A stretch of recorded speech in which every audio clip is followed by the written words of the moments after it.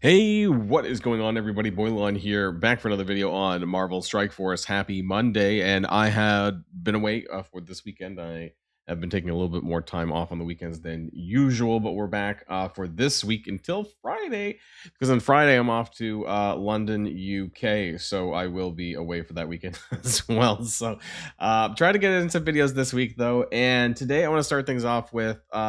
well, we have the Blastaar Scourge starting later on today, and I will probably be staying up pretty late tonight to run that and see how this one is. And we're going to be talking about that in this video as well to prepare for that, because on D10 anyways, the nodes do look pretty tough, particularly the new 4 nodes that they're adding, which is going to require you to use Insidious 6 or Sinister 6 and Blastaar. I believe Blastaar is available on these nodes as well. The interesting thing, of course, is that the Superior Spider-Man is not available free to play yet. He will be later on this week in the Antimatter store, I'm pretty sure. But as of right now, I do not have him unlocked myself. But I do have a Hobgoblin because I was buying his shards from the Antimatter store. So I do have 4 characters from this kind of team, right? And then I'll have to be using Blastaar, I guess. But I don't like running those Crucible mods just for him. We'll see how that ends up going later on today. The other thing, I hope you guys are ready for your mouth-watering rewards from the Unstoppable Undead Zombie Juggernaut event, and we're going to see whether or not they are, in fact, mouth-watering, and see what we're going to be getting out of this later on, because you can see it in here, but you can see it online as well. So let's boil this down.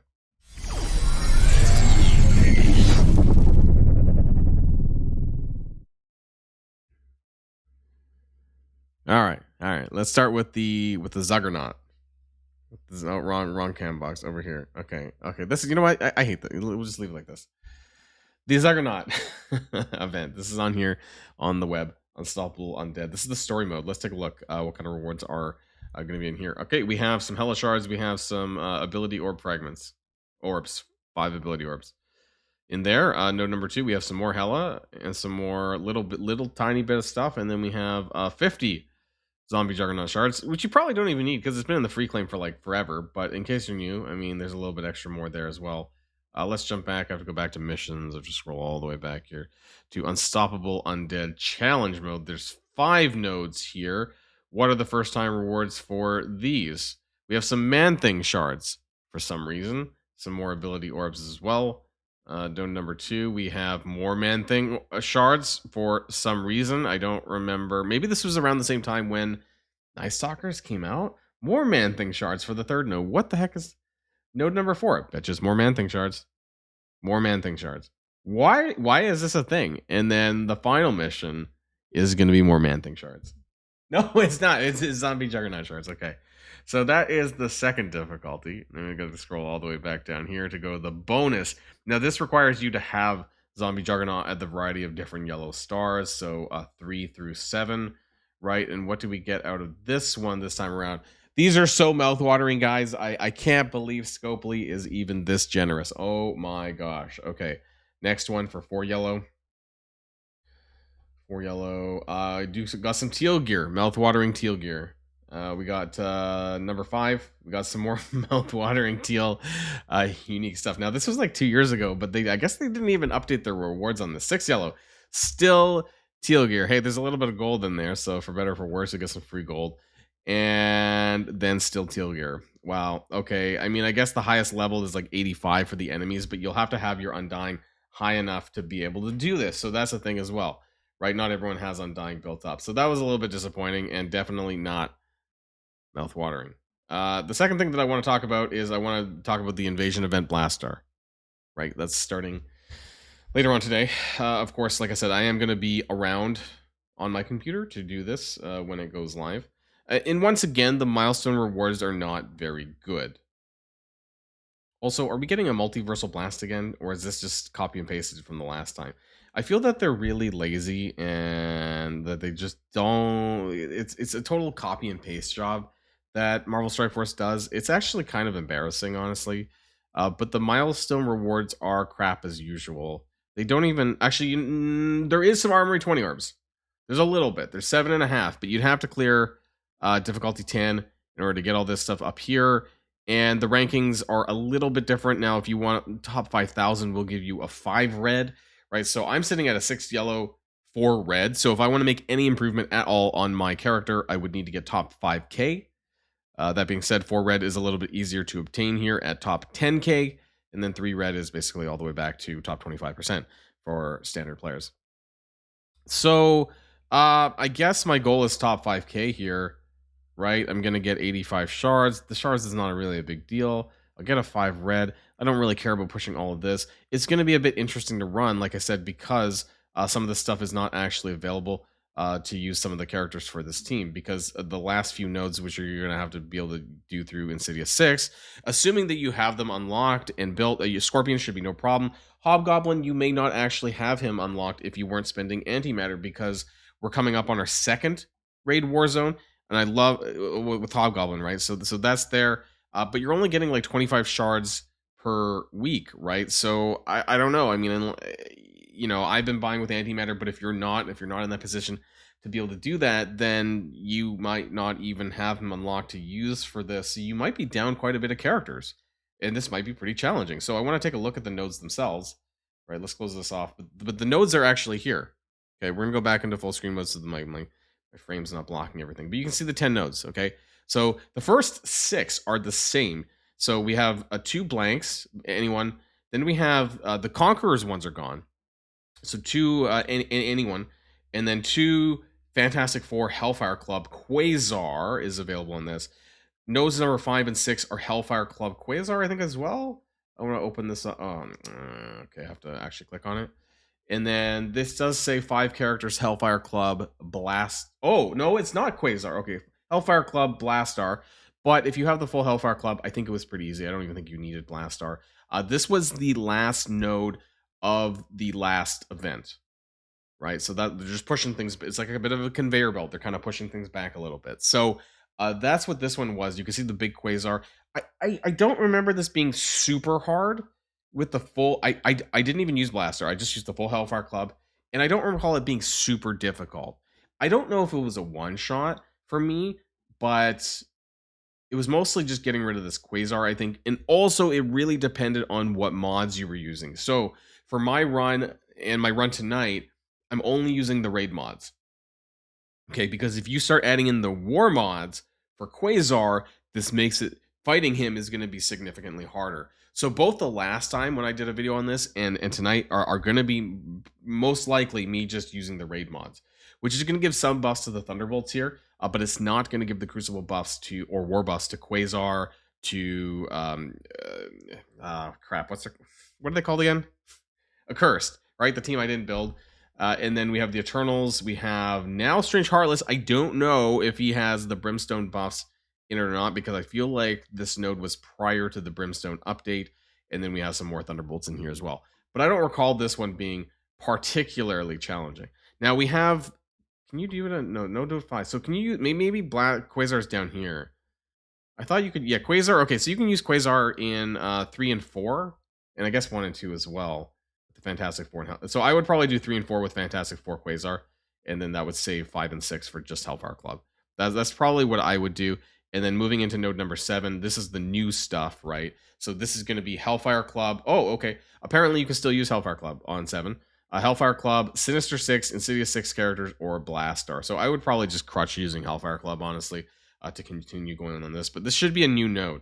So we have ourselves Fantastic Four MCU with the Shadow King. That should be interesting. Now, keep in mind, of course, depending on what mods you're running, these are going to be easier or harder, right? We have some Astral, which is going to have some war buffs. So if you're sitting on with the war mods on, this is going to be a lot harder.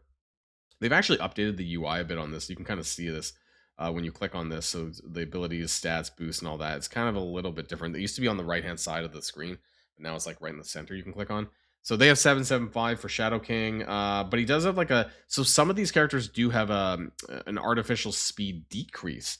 Shadow King has 10% less speed, so his speed's only 112 here.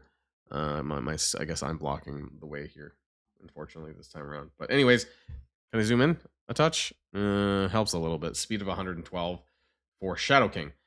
So other characters that are on this, I don't like. Let's zoom out a bit.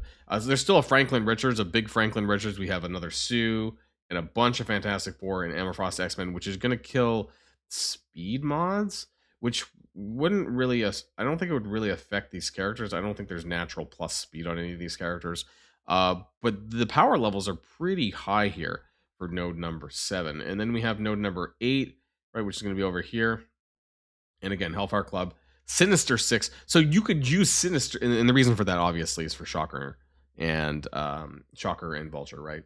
But if you were thinking of using the broader Sinister 6 tag and being funny about it, like I'm not sure how many of them are actually going to be valid, right? Realistically, they're all Sinister 6, which is why it's that way. Maybe I might try and run Green Goblin Classic instead of Blastaar, right? I could try this for like a couple of nodes for the last 2 nodes, but realistically, Superior Spider-Man is the support of the team too. So I don't know if the characters are necessarily going to stay alive. The other parts, which I don't like about this, of course, is that you have to have 2 or more Insidious 6 allies, which for a lot of the text on a lot of the characters require this 2 Insidious 6 allies, which requires the full team, right? You need Superior Spider-Man in this case. So I think it's going to be really hard if you don't have him. But we're going to find out, right? I don't have him, so we're going to have to do the best we can. But going back to this anyways, for mission 8, we have we have an APOC, we have a bunch of Horseman characters, I guess. Rogue, Red Hulk. This might not be that hard for Hellfire Club, though, because just the power creep on those characters. We have a Medusa, though, and a Nightcrawler. We have a Havoc, Gambit, Rogue, Sunspot, Abomination. So, Nightcrawler's kind of annoying, still, because of turn bar boosting and all that. And if Red Hulk gets his... if this was War, right, if you have the War buffs on, this could be really annoying. If you have the Crucible buffs on, you have Unlimited X-Men tag characters here too. So those are the things that are going to make this the hardest, is going to be the packs, I think. But then we go on to node number 9, right? The final 2 nodes. And this is where you have to use Sinister 6 or Blastaar, and that's it, right? That's the only option. And so this is where I think some people might tap out or might not be able to do it, or whatever the case is, because they won't have Superior Spider-Man available. And some people might, if you don't even have Hobgoblin, you're probably screwed too. So node number 9, we have a Dormammu with Gore, some Darkhold characters here with some Eternals. So this doesn't look that bad. Maybe Gore's a bit of an issue. We have Lilandra, Cersei, Hyperion, and Thanos Endgame. So this node doesn't look that bad.